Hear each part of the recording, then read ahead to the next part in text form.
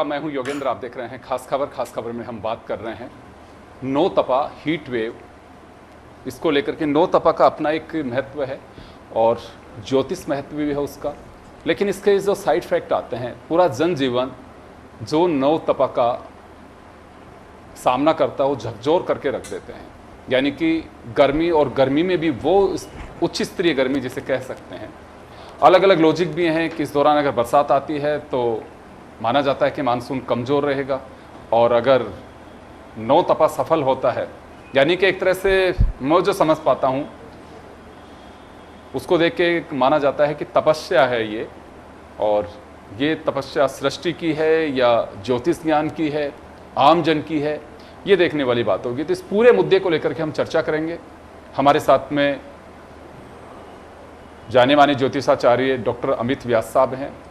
हमारे साथ नौ तपा से पैदा होने वाली गर्मी और उसकी स्थिति आम जन कैसे बचे, क्या ख्याल रखे, उसके लिए हमें विशेष आग्रह पर एसएमएस इमरजेंसी के इंचार्ज और वरिष्ठ चिकित्सक डॉक्टर बीपी मीना साहब हमारे साथ में हैं। हमारे साथ में पर्यावरण प्रेमी सूरज सोनी साहब हमारे साथ में हैं। सभी का स्वागत है। मैं अमित सर आपके पास में आना चाहूँगा।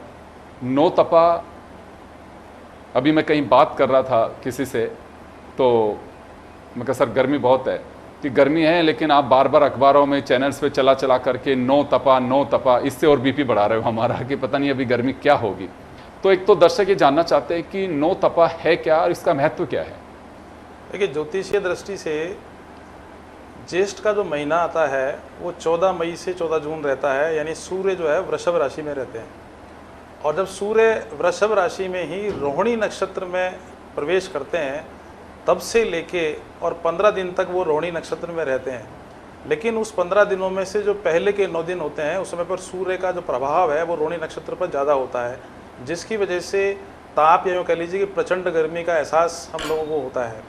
वहीं दूसरी ओर रोहिणी नक्षत्र का जो स्वामी है वो है चंद्रमा। तो चंद्रमा की नक्षत्र में अगर सूर्य का प्रवेश होता है तो चूंकि चंद्रमा को शीतलता से जोड़ते हैं, तो सूर्य का प्रवेश होने के बाद उसकी जो शीतलता में कमी आती है। और वहीं दूसरी ओर वैज्ञानिक दृष्टिकोण से सूर्य और पृथ्वी के बीच की जो दूरी होती है वो सबसे निकटतम होती है, जिसके परिणाम स्वरूप सूर्य की जो किरणें हैं या उसका जो गर्मी है वो सीधी प्रत्यक्ष रूप से हमारे पृथ्वी पर आती है, जिसकी वजह से ये 9 दिन जो होते हैं वो एक प्रचंड गर्मी के दौर से गुजरते हैं, और जिसे हम ज्योतिषीय भाषा में नौ तपा के नाम से जानते हैं।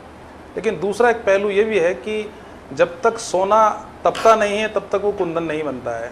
ठीक वैसे ही पृथ्वी पर अगर सूर्य की ऊर्जा अधिकतम जब तक प्राप्त नहीं होगी, तब तक उसका वाष्पीकरण का जो मेथड है, जिसकी वजह से बादल बनते हैं, और आने वाले 40 दिनों के बाद में जो हम मानसून जिसको हम फेस करते हैं वो तभी उत्पन्न हो सकता है। तो कहने का तात्पर्य यह है कि किसी भी घटना के घटित होने को नकारात्मक दृष्टिकोण से नहीं देखना चाहिए। उसके पीछे कहीं ना कहीं खगोलीय घटना तो निश्चित रूप से होती है, लेकिन ज्योतिष यह मानता है कि किसी भी घटना का घटित होना एक अच्छे और बुरे दोनों ही प्रकार के परिणामों को प्रस्तुत करता है। दृष्टिकोण हमारा क्या है ये बहुत इंपॉर्टेंट होता है, क्योंकि जिस प्रकार किसी तकनीक का विकास होता है तो उसके विनाश और विकास दोनों ही पहिए के रूप में चलते हैं। हमारा दृष्टिकोण क्या रहता है, हम उसको किस तरीके से लेते हैं। क्योंकि अगर वैज्ञानिकों की माने या डॉक्टर्स की माने, तो अगर हम प्रिकॉशन लेके चलें तो निश्चित रूप से इस प्रचंड गर्मी का दुष्प्रभाव हमारे ऊपर 9 दिन तो नहीं आएगा, लेकिन अगर ये 9 दिन हमने इस गर्मी को झेल लिया तो आप मान के चलो कि 40 दिन का जो हमारा मानसून का जो सफ़र है वो इतना अच्छा साबित होगा, जिसकी वजह से हमारे यहाँ पर रोजगार, हमारे सुख समृद्धि, आर्थिक वृद्धि, रोजगार के अवसरों में वृद्धि, और विशेष रूप से जिस प्रकार से वनों की कटाई हो रही है जो मनुष्य के पतन का कारण आगे जाके साबित होगी। निश्चित रूप से ज्योतिष के दृष्टि से हमारा ऐसा मानना है कि इन 9 दिनों में अगर हम 5 चीज़ें विशेष रूप से करें तो जहां ज्योतिष के आधार पर हमें उसका लाभ मिलेगा, वहीं हमारी मानवीय जितनी भी आवश्यकताएं हैं उनको आप आसानी से पूरा कर सकते हैं। यानी आप इन 9 दिनों में अगर शिव जी को प्रतिदिन जल चढ़ाते हैं, जल भी 2 प्रकार के होते हैं, एक होता है गंगा जल और एक होता है ठंडा जल और एक होता है सामान्य जल। तो चूंकि गर्मी का मामला है, इसी स्थिति में गंगा जल या ठंडे जल से अगर शिवलिंग को स्नान कराते हो तो कुंडली के चंद्रमा के जो दोष होते हैं वो खत्म होते हैं। ताज़ा जल चढ़ाया जा सकता है। ताज़ा जल चढ़ा जा सकता है। दूसरा एक ये अमित जी, ये भी माना जाता है कि अगर इस दरमियान अगर बरसात या अंधड़ वैसा आए जिसे शीतलता गर्मी का जो टेम्परेचर उसको डाउन करे, तो उसका भी कुछ इस पे इम्पैक्ट आता है। बिल्कुल, देखिए ऐसा होता है कि जब सूर्य का ताप निश्चित रूप से पूरे खगोल के अंदर, यानी पूरे अगर अंतरिक्ष में देखते हैं तो सूर्य ही हमारे ऊर्जा का केंद्र माना गया है। और ज्योतिष में हम सूर्य को एक देवता के रूप में इसलिए भी पूछते हैं क्योंकि सूर्य ऊर्जा का केंद्र है, और सूर्य के वजह से ही बाकी के जो ग्रह होते हैं वो अपना प्रभाव पृथ्वी पर डालने में सफल होते हैं। तो जब तक सूर्य अपनी प्रचंडता पर नहीं आएगा तब तक सभी प्रकार के ग्रहों का प्रभाव मनुष्य पर नहीं पड़ेगा, चाहे वो शारीरिक रूप से हो या बौद्धिक रूप से। और आप देखते हो कि कोरोना काल के अंदर डॉक्टर्स भी ये कहते रहे हैं कि भाई सूर्य का, यानी कि उसका अधिक से अधिक सेवन करें, क्योंकि बॉडी को एनर्जेटिक बनाने के लिए सूर्य की ताप की और ऊर्जा की तो आवश्यकता पड़ती है। लेकिन अति सर्वत्र वर्जते, अगर किसी चीज़ की अति होती है तो वो कहीं ना कहीं हमारे को वो स्वीकार्य नहीं होती है। तो इस नौतपा में जो प्रचंड गर्मी हम लोग फेस करने वाले हैं कल से, उसमें घबराने की इसलिए ज़रूरत नहीं है क्योंकि ये एक सामान्य प्रक्रिया है। इसको अगर हम ज्योतिषीय दृष्टि से देखें और एक प्रिकॉशन लेवल पे चल के चलते हैं तो ये 9 दिन अगर हमने अच्छी तरीके से निकाल लिए और उधर प्राकृतिक रूप से कहीं कोई बरसात या अंधड़ नहीं आया, तो आप मान के चलना कि आने वाले लगभग 2.5 साल तक इसका प्रभाव देखा जा सकेगा। क्योंकि पिछले कई बार देखा गया है कि नौतपा के अंदर ज़्यादातर बरसातें होती हुई देखी गई हैं, जिसका परिणाम ये रहा कि मानसून पूरी तरीके से असर पड़ा है उसका। चलिए मैं वापस आऊंगा सर आपके पास में, क्योंकि नौतपा और हीट वेव गर्मी इनका अलर्ट है, अलर्ट इन्हें रेड अलर्ट है।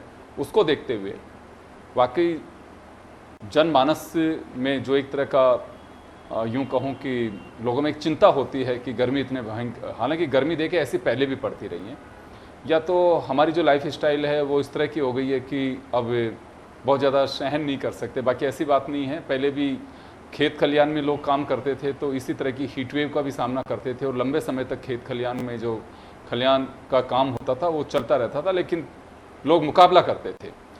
तो अभी लेकिन हमें ध्यान क्या रखना चाहिए? डॉक्टर बीपी मीना साहब हमारे साथ में। सर गर्मी है और प्रकृति है ये, तो क्योंकि उसी का एक पार्ट गर्मी भी है, जो अलग अलग ऋतु आती हैं जो हमें मिली हैं एक तरह से विरासत में दुनिया में, क्या ध्यान रखने की आवश्यकता है? सर सबसे पहले तो जैसा आचार्य जब ने कहा, आपने बोला कि प्रकृति के अंदर जितने भी सारी ऋतुएं हैं वो एक स्वाभाविक एक उनका कोर्स है, उनका एक टाइम है। गर्मी आएगी, बरसात आएगी, सर्दी आएगी, इसी तरह से उनका एक चरम भी आता है। तो ये गर्मी का चरम है। और प्राकृतिक जीवन में जो एक सामान्य जीवन था पहले का, उसके अंदर चाहे सर्दी हो, चाहे गर्मी हो, चाहे बरसात हो, सभी मौसमों को शरीर सहन करता था। तो शरीर की मजबूती रहती थी, प्रतिरोधक क्षमता भी अच्छी रहती थी और बाकी सिस्टम भी मजबूत रहता था। हमने अपनी लाइफ स्टाइल को कहीं न कहीं बदल दिया है और बहुत ज़्यादा फ्रेजाइल, बहुत ज़्यादा डरने लगे हर चीज़ से कि टेम्परेचर बढ़ गया तो बहुत बड़ी इस तरह की चीज़ें हो जाती है, टेम्परेचर कम हो गया तो बहुत बड़ी चीज़ें हो जाती है। ये चीज़ें थोड़ी सी वो चीज़ें हैं जो शरीर को ज़्यादा नुकसान पहुंचाती है। अगर शरीर में आप इन चीज़ों को सहन करने की क्षमता पैदा करेंगे तो आप निश्चित मानो कि आपका शरीर मजबूत होगा। चलो ये भी कोई बात नहीं। अब मैं आपको जो अभी वर्तमान में जिन लोगों की जिस तरह की विचार है या जिस तरह के भाव आ रहे हैं, जिसकी वजह से आपने प्रोग्राम रखा है, उसके अंदर ये तो बात निश्चित है कि हाई टेम्परेचर के अंदर आपका बॉडी का जो हाइड्रेशन है वो प्रॉपर रहना चाहिए। क्यों? क्योंकि हाइड्रेशन अगर प्रॉपर रहेगा तो आपका कार्डिक सिस्टम जो है, आपका कार्डिक सिस्टम है, जो हृदय का सिस्टम है या न्यूरो सिस्टम है, या आपका गैस्ट्रो इंटेस्टाइनल जो आपका आंतों का सिस्टम है, यूरिनरी सिस्टम है, ये सारे के सारे सिस्टम परफेक्टली चलते रहेंगे। आपने देखा होगा जिस तरह से पेड़ पौधों को अगर थोड़े भी पानी की मात्रा कम होती है तो उनके पत्ते मुरझा जाते हैं, वो चमक नहीं रहती। इसी तरह से हमारा शरीर है, अगर इसके अंदर अगर अपन पानी की मात्रा अगर सही रखेंगे मौसम के अनुकूल, क्योंकि टेम्परेचर ज़्यादा है तो फिर रिक्वायरमेंट भी ज़्यादा है, तो ऐसे स्थिति के अंदर अगर अपनी डाइट जो है वो ऐसी डाइट रखेंगे जिसके अंदर तरल पदार्थों की मात्रा ज़्यादा है और देसी खाना, छाछ है, दही है, आपका लापसी है, राबड़ी है, ये वो नेचुरल ऐसे लिक्विड है जो आपके शरीर को नर्चर करते हैं और उनको अगर आप ज़्यादा मात्रा में अगर आप सेवन करते हैं तो आपका शरीर बिल्कुल हाइड्रेटेड रहता है और किसी भी चीज़ से डरने की ज़रूरत नहीं है। हाँ, ये जरूर है कि आपको इस दौरान ज़्यादा प्यासा नहीं रहना है। बहुत ज़्यादा पसीने की वजह से आपका इलेक्ट्रोलाइट इम्बैलेंस हो सकता है। तो नॉर्मल जो अपना एक जो इसका गर्मी का समय चल रहा है, इस गर्मी के समय को देखते हुए आप घबराए नहीं और नेगेटिव विचारों की बजाय ये समझे कि ये प्रकृति का स्वाभाविक रूप है और अपने को, अपने शरीर को सुरक्षित रखने के लिए जैसे सर्दी में आप कोट पहनते हैं या और कुछ इस तरह का प्रोटेक्शन के लिए पहनते हैं, तो उसी तरह से गर्मी के टाइम में आपको मैक्सिमम आपको हाइड्रेशन लेना है, ज़्यादा से ज़्यादा आपको लिक्विड लेना है, ताकि आपके शरीर के किसी भी अंग पर कोई दुष्प्रभाव नहीं पड़े। जी बिल्कुल, आपने सही कहा। और क्योंकि देखिए, जन टीवी की भी एक पहल है आपके सेहत को लेकर के, आम जनता की सेहत को लेकर के। अदरवाइज़ तो इस समय देश में बहुत सारे मुद्दे चल रहे हैं जिनको भी हम हमारी खास खबर में ऐड कर सकते थे, बट हमें लगता है कि वाकई कुछ हमारी सोशल जो रेस्पॉन्सिबिलिटी है उसे भी निभाना चाहिए। सूरज जी, आपके पास में आना चाहूँगा। पक्षी हैं, मवेशी हैं, जंगली जानवर होते हैं, बहुत सारे इस तरह के जीव जंतु, उनके लिए आप काम करते हैं। गर्मी जब इतनी होती है, भीषण जिसको हम कहते हैं, तो उस वक्त उनके नेचर में कुछ परिवर्तन आता है और उसको हम वापस वैसे ही एक सामान्य नेचर में हम ढाल सकें, उसके लिए क्या किया जाना चाहिए? देखिए योगेंद्र जी, वैसे तो ये जो गर्मी का मौसम है पहली बार तो नहीं आया है और हर साल आता, हम चर्चा भी करते हैं इसके बारे में, लेकिन पिछले 20-30 सालों में और आज में जो फर्क इस गर्मी के मौसम में, इस नौतपा पे और ये जो हीट वेव है, इसमें जो मैं देख पा रहा हूँ वो सामान्यतः ये नज़र आ रहा है कि आज के 20-30 साल पहले किसान खेत में काम करता था, आराम से काम करता था, लेकिन उसका कारण था कि खेतों में पेड़ों की अधिकता थी, जंगलों के अंदर पेड़ों की अधिकता थी, सघन वन थे, मवेशियां उसमें सुरक्षित थी, वन्य जीव जंगलों में सुरक्षित थे। लेकिन अब हालात विचित्र हो गए, बदलाव आ गया है। जैसे जैसे पॉपुलेशन लोड बढ़ रहा है, शहरीकरण बढ़ रहा है, तो वैसे ही जंगलों के अंदर सघन वन कम हो रहे हैं, खेतों के अंदर किसानों ने पेड़ों को कटवाना शुरू कर दिया है। और कहीं ना कहीं मैं समझता हूं कि हमारी जो भौतिकवादी सोच है वो इसकी जिम्मेदार है। और सबसे अधिक आप ये देखिए कि बड़े बड़े जो गुणवान पुराने पेड़ है उनको काटा जा रहा है बड़ी संख्या के अंदर, पेड़ों की लगाने की संख्या कम हुई है, कटाई बढ़ी है। साथ ही उसका दुष्प्रभाव ये है कि आप देखिए, मैंने अभी 4 दिन पहले कुछ पेड़ों को देखा आसपास में, तो खड़े खड़े बिल्कुल इस धूप के अंदर, इस हीट वेव के अंदर, जब टेम्परेचर 45 पार जा रहा है, खड़े खड़े उनके पत्ते सूख रहे। कल मैंने देखा कि दो जो पक्षी थे वो उड़ते उड़ते अचानक निढाल होकर के धरती पे गिर पड़े। आज मैंने देखा कि एक जो बिल्ली है वो गर्मी से इतनी बेहाल थी कि उससे चला भी नहीं जा रहा था और वो लड़खड़ाते हुए गिरती हुई जा रही थी। तो इसका सबसे बड़ा जो कारण है वो ये है कि हमने वनों को काटना शुरू कर दिया, खेतों में पेड़ों को काटना शुरू कर दिया। ग्लोबल वार्मिंग के जो सबसे बड़े कारण है उसके अंदर ये शामिल है। साथ ही पेड़ लगाने की जो हमारी स्पीड थी वो खत्म हो गई है। इसके अलावा हम ये देखें कि हमारे शहरीकरण के अंदर हमने एसी और कूलर और ये इतना इनका जो है संसाधनों का उपयोग किया, इलेक्ट्रॉनिक साधनों का, लाइट्स है, तो उससे कहीं ना कहीं जो इसका दुष्प्रभाव चारों तरफ पड़ रहा है। जो हीट वेव है उसमें केवल प्रकृति जिम्मेदार नहीं है, हम भी जिम्मेदार है। और हालात आप ये देखिए कि हम इस हीट वेव से बचने के लिए जहाँ मैदानों के अंदर टेम्परेचर 40-45 का जा रहा है तो पहाड़ों की ओर भागते हैं, और पहाड़ों से समाचार आ रहे हैं कि वहाँ भी अभी 2 दिन पहले धर्मशाला का तापमान 36 डिग्री था, जम्मू कश्मीर में 40 था, देहरादून के अंदर 41 डिग्री टेम्परेचर आ रहा है। तो पहाड़ों के अंदर भी जो टेम्परेचर 30 से ऊपर हीट वेव मानते हैं, तो 40 का टेम्परेचर जा रहा है। तो लगता है कि प्रकृति का ये एक कड़ा संदेश है। ये जो ग्लोबल वार्मिंग है ये हमको ले डूबेगी मानवीय संस्कृति को और इस प्रकृति को। तो इसके संकेत को हमें समझते हुए ये तय करना पड़ेगा कि हमारा जो व्यवहार है प्रकृति के प्रति और आपसी उस व्यवहार के अंदर बदलाव लाना पड़ेगा। और कहीं न कहीं हमारी जो भौतिकवादी सोच है इसको हमें छोड़ करके आने वाले समय के अंदर मानवता बचे, धरती बचे, इसके बारे में सोचना पड़ेगा। सूरज जी, ये बात बिल्कुल ठीक कह रहे हैं आप, क्योंकि एक बड़ी चिंता है और जो समझ रहे हैं उन्हीं के लिए नहीं, सभी की चिंता है। बहुत सारे शहर जो हैं वो ड्राई डिक्लेयर कर दिए गए हैं कि वहाँ पानी है ही नहीं। कई दुनिया के ऐसे मुल्क हैं उनकी कैपिटल्स की स्थितियाँ ऐसी बन गई हैं। इंडिया की बात कर लीजिए, बेंगलोर पानी की राशनिंग शुरू हो चुकी है, वहाँ पे बड़े आपके स्विमिंग पूल्स, पार्टियाँ, उनको रोक दिया गया है। ऐसी कई चीज़ें हैं जो मीडिया रिपोर्ट्स के माध्यम से सामने आती हैं। लेकिन पक्षी हैं, मवेशी हैं, आपने बताया भी, बिल्ली का उदाहरण दिया, उड़ते पक्षियों का उदाहरण दिया, पौधों का उदाहरण दिया। क्या क्या जाना चाहिए कोई भी व्यक्ति, सामान्य नागरिक, अगर अपनी एक सामाजिक ये भी दायित्व है उसको निभाते हुए क्या कर सकता है, ताकि, क्योंकि देखिए प्रकृति में मवेशी भी, आपके पेड़ पौधे भी, पक्षी भी, इनका भी रहना बहुत जरूरी है, बैलेंस है एक तरह का। लेकिन निश्चित रूप से इनके बिना तो श्रृंगार ही नहीं है। आज पेड़ पौधे, पशु पक्षी, मवेशी, वन्य जीव, ये आने वाले समय में योगेंद्र जी मुझे लगता है कि केवल चित्रों में दिखाई देंगे, लेकिन आज जो मौजूद है तो हमें इनके बारे, उनको बचाने के बारे में सोचना चाहिए और सरकारों को भी कार्य योजना बनानी चाहिए। और अब देखिए जैसे अभी ये परिंदों का चल रहा है, तो बहुत से लोग चल रहे हैं, चाहे वो शहरों के अंदर लोगों में जागृति आ रही हो, गाँव में तो ये परंपरा रही है शुरू से, ये देखा है आपके भी अलवर में और जगह जगह हमने कई बार देखा जा करके कि लोग जो है वो छतों के ऊपर मटकों को फोड़ करके परिंदे बना के रखते थे, अब टांगने लग गए, स्टार्ट हो गए। तो पक्षियों के बारे में हम सोच रहे हैं, अच्छी बात है, लेकिन साथ ही आज देखिए हम जमीन को भी, जमीन का जो तापमान है उसको कितना बढ़ा रहे हैं। पूरे राजस्थान के अंदर जितने हेक्टेयर जमीन के अंदर खेती हो रही है उसका 90% पेस्टिसाइड्स का उपयोग कर रहे हैं और ऐसी खाद डाल रहे हैं कि धरती का तापमान एक तो सूर्य से बढ़ रहा है और दूसरा ये जो रासायनिक खाद जा रही है, पेस्टिसाइड्स जा रहे हैं, इससे उसके तापमान को बढ़ा रहे हैं। दुष्प्रभाव ये है कि पेड़ नहीं लगते। अभी हमने 10 साल पहले अप्रैल के महीने में पेड़ लगाए थे खड्डे खोद करके, और अप्रैल के महीने में जो पेड़ लगे थे वो जुलाई आते आते जब बारिश आई श्रावण के अंदर वो पेड़ एकदम से जो है पौधे पेड़ बनना स्टार्ट हो गए थे। लेकिन अब देखने में हालात ये आ रहा है कि इस बार तो ये जो नौतपे की आप बात कर रहे हो, अभी इन्होंने बताया आचार्य जी ने कि ये मई से और जून के बीच में आता है, लेकिन हमने देखा कि अप्रैल के अंदर ही हीट वेव चलना स्टार्ट हो गई थी।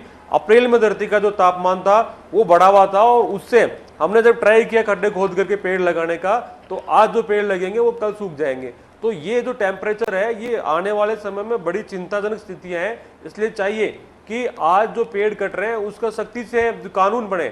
आज जो एक्ट बना हुआ है, टीन सेट एक्ट के अंदर कार्रवाई का प्रावधान है, मामूली प्रावधान है जुर्माने का, लेकिन होता नहीं है। योगेंद्र जी, मैंने अपनी बात को खत्म करता हूं जल्दी से। मैंने आरटीए लगाई थी जयपुर शहर की, 10 साल का मैंने रिकॉर्ड लिया है कि कितने पेड़ कटे। उसके अंदर 800 पेड़ों का उसके अंदर हवाला दिया है कि 800 लोगों ने ही पेड़ काटे हैं। लेकिन देखने में ये आ रहा है ग्राउंड लेवल पे कि हर साल हजारों की संख्या में पेड़ काटे जा रहे हैं। यानी सरकारें कहीं ना कहीं चिंतित नहीं है और ऐसा एक्ट बन जाए कि पेड़ काटना, वन्य जीवों को मारना, पशु पक्षियों को रोदना, ये जो है ये इसके लिए जो है कानून कड़े बने। दूसरा, लोगों के प्रति जो भावना है, आज देखिए आप, आदमी तो चलो अपनी व्यवस्था कर लेगा कैसे भी गर्मी हीट वेव से बचने के लिए, लेकिन ये जो जानवर है इनकी नेचर में बदलाव मैं देख रहा हूँ। आज जो इरिटेशन आ रहा है, चाहे बिल्ली हो, चाहे कुत्ता रहा हो, चाहे पेट्स रहे हो, उनके अंदर जो इरिटेशन आ रहा है इस तापमान से वो भी बहुत ज्यादा बढ़ा हुआ है। तो कहीं ना कहीं हमको इस सब के बारे में सोचना पड़ेगा और अधिक से अधिक पेड़ लगाएं, वन्य जीवों के प्रति सहानुभूति बिल्कुल आप सही कह रहे हैं, करना क्योंकि पड़ेगा। मैं एक रिपोर्ट देख रहा था कि अब छोटा सा जानवर होता है मधुमक्खी, जो तरंगों को हिसाब से अपनी दिशा, और अगर आपने हाथ भी यूं किया तो उससे महसूस करके वो अपनी रूट तय करती हैं।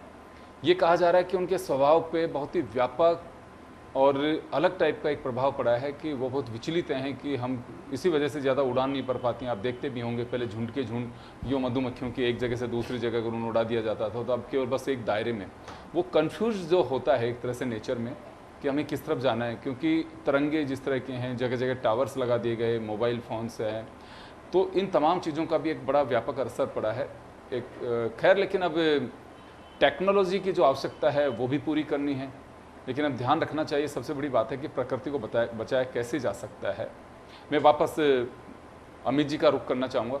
सर, नौ तपा है, सारी बातें हैं, लेकिन आपने ये भी कहा कि जल जो है सूर्यदेव और शिव जी दोनों के लिए चढ़ाना बहुत ज़रूरी है। अगर इसमें कुछ राशियों का भी असर होता है नौ तपा में जो प्रभावित होती हैं? देखिए, कोई भी जब घटना खगोलीय होती है उसका निश्चित रूप से हमारे मनुष्य पर उसका प्रत्यक्ष और अप्रत्यक्ष प्रभाव देखने को मिलता है। और चूंकि सूर्य हमारे ऊर्जा का केंद्र बिंदु होता है, तो सूर्य का कहीं भी स्थान परिवर्तन किसी भी नक्षत्र में होगा, उसका फल हमारे पृथ्वी पर रहने वाले सभी जीव जंतुओं पर भी पड़ता है। अब देखिए, नौ तपा के अंदर ये कोई इस साल ही कोई नौ तपा नहीं हो रहा है स्पेशली। ये हजारों सालों से, जब से पृथ्वी का निर्माण हुआ तब से ये घटना घटित होती आ रही है।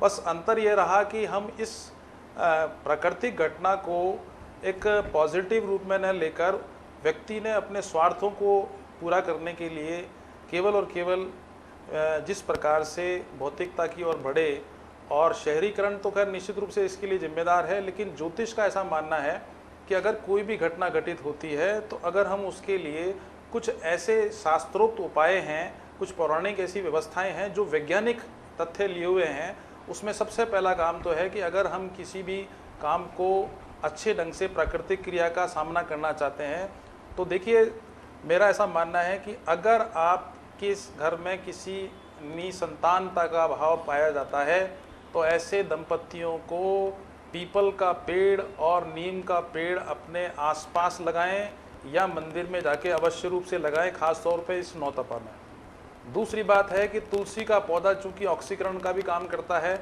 और हमारे पौराणिक व्यवस्था के हिसाब से हम इसको शुभता का लाभ देते हैं, तो अगर तुलसी का पौधा अपने घर में लगाते हैं या कहीं और अन्य जगह आप वृक्षारोपण करते हैं तो शुक्र का प्रभाव आपको मिलेगा।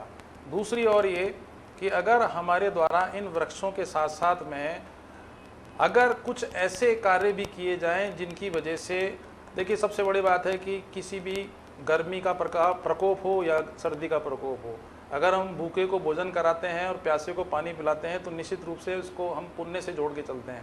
लेकिन अगर हम उसको वैज्ञानिकता से जोड़ के चलते हैं तो नौतपा के समय पर स्वयं तो पानी पिए अधिक से अधिक, जिससे डिहाइड्रेशन नहीं हो, जैसा कि डॉक्टर साहब ने बताया, लेकिन दूसरे का डिहाइड्रेशन भी नहीं हो तो उसके लिए भी ज़रूरी है कि आप अपने आसपास कोई प्याऊ लगाने का कार्य करें या लोगों को इस प्रकार से मोटिवेट किया जा सके कि चूँकि आप सब लोग आदमी सामर्थ्यवान हैं, तो मेरा ऐसा मानना है कि जहाँ टेम्परेचर ज़्यादा है, जहाँ लोगों को पानी की या लिक्विड आइटम की आवश्यकता है, तो जो धनाढ्य वर्ग है उनसे निवेदन है कि अपने ग्रहों का दुष्प्रभाव कम करना चाहते हैं तो प्याऊ का निर्माण करें, लोगों को जो लिक्विड आइटम में जो भोजन उपलब्ध अधिक से अधिक करा सकते हैं वहाँ कराएं, और ख़ास तौर पर जिन लोगों को हम बेगर्स के नाम से जानते हैं उन लोगों की स्थितियाँ क्या विकट होंगी, ये सोचने वाली बात है। तो अगर हम उनको कुछ देखिए, आपके शास्त्र के तहत जब भी कुछ इस तरह की घटनाएं होती हैं तो उसमें हम एक दान पुण्य को बड़ा महत्व मान के चलते हैं, तो नौतपा में भी कुछ ऐसा महत्व है कि दान पुण्य का कोई, देखिए, या किया जाए तो क्या किया जाना चाहिए? सबसे बड़ी बात यह है, अगर आप लिक्विड फॉर्म में लस्सी या दूध दान करते हो तो चंद्रमा का और शुक्र का प्रभाव आएगा, और अगर आप किसी को खिचड़ी, दलिया या नारियल दान करते हो तो निश्चित मान के चलिए कि आपको सूर्य का और शनि का प्रभाव पॉजिटिव हो जाएगा। और अगर आप किसी व्यक्ति को शरबत या यूँ कह लीजिए कि कुछ ऐसे लिक्विड आइटम, आजकल तो चूँकि कुछ ऐसे स्लाइस भी आते हैं, आमरस भी आते हैं, अगर इनका आप दान करोगे तो उस संबंधित व्यक्ति को तो भोजन की प्राप्ति होगी, लेकिन हमारे जो ग्रहों के जो दोष होते हैं कुंडली के, उनको दूर करने में भी हमें बहुत रूप से सफलता मिलती है। और आप ये मान के चलो कि ये प्रकृति हमें इंडिकेशन दे रही है कि आपको अगर किसी भी प्रकार का पुण्य कमाना है तो इस प्रकार के घटनाक्रमों के अंदर अपने आप को इन्वॉल्व कर देना चाहिए, क्योंकि आप इसलिए, क्योंकि आप सामर्थ्यवान भी हैं और दूसरा आप जागरूक भी हैं और पढ़े लिखे भी हैं। तो अगर हम जानते बूझते हुए भी अगर दान पुण्य के महत्व को नहीं समझेंगे तो निश्चित मान के चलना कि हमारा आने वाला समय कहीं ना कहीं विपरीत परिस्थितियों वाला साबित हो सकता है। तो ऐसा चाहिए कि प्रति 9 दिनों के अंदर आप ईश्वर की तो जल चढ़ाएं, सूर्य को जल चढ़ाएं, लेकिन मनुष्य को अगर आप किसी भी प्रकार से संतुष्ट करना चाहते हैं तो लस्सी, दूध, आमरस, गन्ने का रस, ये जितने भी प्रकार के लिक्विड आइटम हैं, अगर आप 9 दिनों में किसी को भी संबंधित अपेक्षित आदमी को देंगे तो आपको सभी प्रकार के दोषों से मुक्ति मिलेगी। जी, चलिए मैं डॉक्टर साहब आपके पास में आना चाहूँगा। एक एज ग्रुप होता है और दवा, खाने पीने की चीज़ें, तमाम चीज़ें बताई, किस आयु वर्ग के लोगों को ज़्यादा केयरफुल रहने की ज़रूरत है, और क्योंकि बहुत सारे लोग हैं वो ट्रैवलिंग भी, उनका जॉब भी होता है, किसी लोगों को जाना भी पड़ता है क्योंकि समाज में हम लोग रहते हैं, तो उस वक्त क्या ध्यान रखने की आवश्यकता है? देखिए सर, जैसे बाकी सारी चीज़ों को सामान्य तौर पर सावधानी बरतते हैं, तो उसके अंदर एज ग्रुप का बहुत बड़ा मीनिंग है, बहुत बड़ा मतलब है उसका कारण क्या है कि छोटे बच्चे हैं, ओल्ड एज के हैं, या प्रेग्नेंट फीमेल है, महिलाएं, बच्चियां हैं, ये थोड़ी फ्रेजाइल रहती हैं। मतलब ये इन लोगों को थोड़ा सा कोई भी इस तरह की विपरीत, जो अगर मान लो कोई मौसम है जो एक हाई टेम्परेचर है, तो उसमें थोड़ा सा नुकसान रहने का संभावना ज़्यादा रहती है। तो एक एडल्ट जो एज ग्रुप है, जो फिट एज ग्रुप है, उससे ज़्यादा छोटे बच्चों को, बुजुर्ग लोगों को, महिलाओं को, प्रेग्नेंट फीमेल को, या ऑलरेडी कोई बीमारी से अगर कोई ग्रसित हैं, या कोई हार्ट के पेशेंट्स हैं या न्यूरो की ऑलरेडी कोई प्रॉब्लम चल रही है या ब्लड प्रेशर की इनको दिक्कत है या शुगर की जिनको दिक्कत है, तो जिन लोगों को इस तरह की परेशानी है उनके लिए विशेष सावधानी रखने की ज़रूरत है।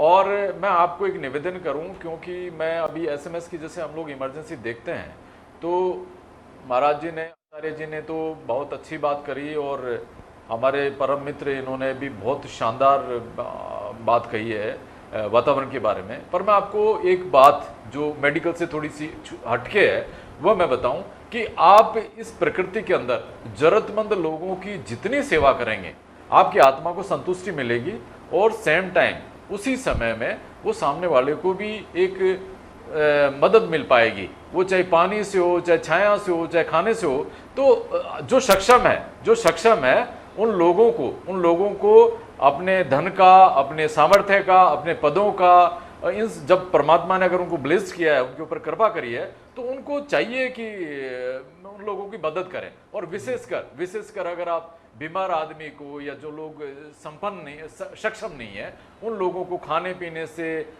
इनसे छाया से, इन सब तरह से अगर मदद करेंगे तो निश्चित रूप से उनके स्वास्थ्य में भी लाभ होगा और वो एक मानवता के लिए भी अच्छा संदेश रहेगा। बिल्कुल, नर सेवा नारायण सेवा का तभी पता चल पाता है कि वाकई हर इंसान के अंदर भगवान का रूप देखा जाता है। जो सेवाभावी लोग जो सेवा करते हैं उन लोगों की मैं जिक्र कर रहा हूँ। बाकी भगवान तो भगवान ही होता है, लेकिन ये कहा जाता है कि मनुष्य सेवा से भी भगवान की सेवा मानी जाती है, क्योंकि ये दौर एक ऐसा होता है, इसमें घबराने की आवश्यकता नहीं है, लेकिन संयम के साथ साथ अगर आप अपनी ड्यूटीज़ का निर्वहन भी करेंगे तो बहुत बेहतर होगा। चलिए, मैं चलते चलते सूरज जी आपके पास में आना चाहूँगा, समय बहुत कम है। तो अब लगता क्या आपको कि चलिए तप है 9 दिन, विशेष रूप से पर्यावरण प्रेमी के नाते आप क्या मैसेज देना चाहेंगे कि एटलीस्ट इन चीज़ों पे तो फोकस रखा ही जाए? योगेंद्र जी, अखबार की हेडलाइन 2 दिन से आ रही है कि सूरज ने तपाया, सूरज सिर पे चढ़ा, लेकिन मैं ये कहना चाहूँगा जो तमाम दर्शक इस कार्यक्रम को देख रहे हैं कि हम केवल सूर्य को दोष न दें। हमने धरती माता का टेम्परेचर बढ़ाया है, ग्लोबल वार्मिंग के जिम्मेदार हम भी है, तो हम पर्यावरणीय संतुलन को बढ़ाएं। जब ये जो हीट वेव्स होती है ये न केवल पर्यावरण को बल्कि हमारे आर्थिक और स्वास्थ्य कारणों को भी प्रभावित करती है। तो इसलिए आवश्यकता इस बात की है कि आज जो प्लास्टिक का उत्सर्जन है, जो एसी के द्वारा जो गर्म हीट वेव्स को अपन और ज़्यादा बढ़ा रहे हैं, इनको रोकें।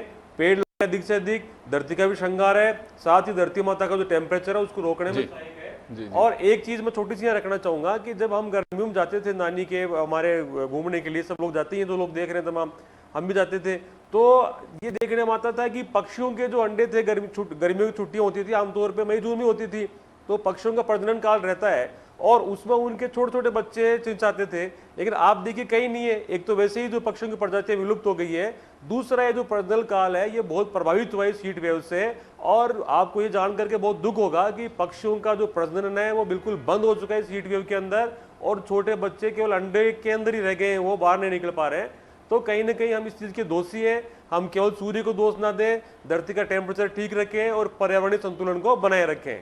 चलिए, मैं माफ़ी चाहूँगा, समय का अभाव है। बिल्कुल बहुत ही एक ऐसा रिलेवेंट हम लोगों ने विषय लिया है जिसकी वाकई ज़रूरत है, और एक अवेयरनेस मैंने फिर कहूँगा चलते चलते है कि घबराने की आवश्यकता नहीं है, लेकिन संयम और अपने तरीके से आपके पास में समय है, अगर आपको कहीं जाना है आप ज़रूर जाइए, रुकने की कोई आवश्यकता नहीं। बेवजह घर से अगर आप निकल रहे हैं तो एक रिस्क रहता है, सावधानी हटी और दुर्घटना घटी, उस तरह की बातें कही जा सकती हैं। तो आपको केयरफुल रहना है, खाने पीने का ध्यान रखना है, खासकर बड़े बुजुर्ग और बच्चों के लिए, क्योंकि उनकी जो क्षमताएं होती हैं इस तरह के हीट वेव को अच्छे भी चपेट में आ जाते हैं। तो थोड़ा केयरफुल रहने की आवश्यकता है, घबराने की ज़रूरत नहीं है। आप सभी का बहुत बहुत शुक्रिया, और खास खबर में इतना ही। दीजिए इजाज़त, नमस्कार।